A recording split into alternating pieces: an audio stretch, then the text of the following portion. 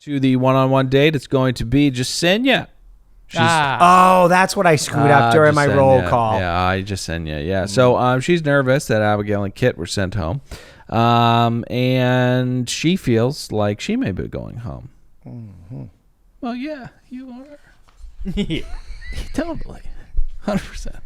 So the day card says our love could take a turn. I mean, Jesus Christ. How on the nose can you get? But also, Jessenia, do not get in that car.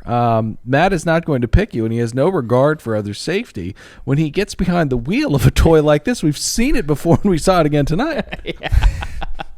He's a daredevil. He's insane. Well, both of them are kind of danger artists. Like, that was like insane how they were driving. They could kill one another. Well, Matt, a.k.a. Tony Angelo, sets up the fact that they'll be doing a little bit of drifting. Jessenia drives, like a kook for a little bit, but then Matt proceeds to destroy the rental. The mirrors are ripped off. The bumper is completely fucked. The man is a lunatic.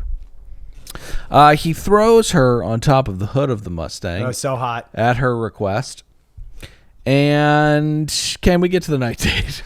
Yes, we can. But before we do, I just want to go quickly back to the date card. The first draft of it was actually like, you have to go home, but first, let's go through the motions. You'll see a stack of cardboard boxes. That's you in this competition. I like mine better. Okay, so Rachel, donning Velma chic, and the rest of the girls kind of begin softly trashing Jessenia. It's not unfounded. We're all thinking, the same thing. But Matt is throwing me off. In a rather evil series of events, they sit down at dinner. He asks, "What should I expect when I meet your parents?"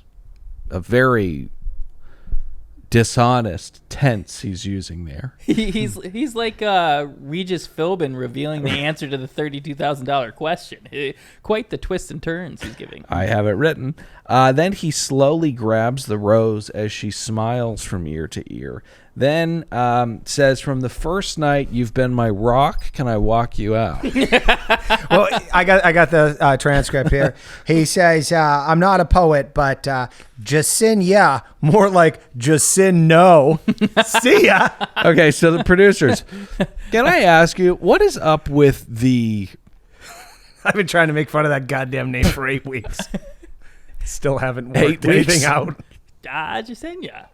I don't know. What is this mandate that, like, we know you're going to send her home, but pick up the rose really slowly and then hold it in front of her as you're kicking her off the show? Why do you have to do that? That's a producer thing, and that's the only thing that I like that he does that I miss from the past. They used to tease us.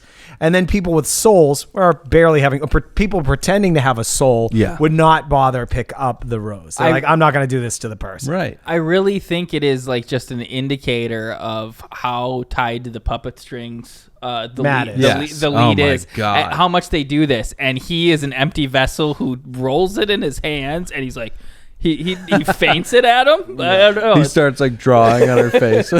Sniff it. It's yours. Can I get stuck? Can I walk you out? Hey, but what?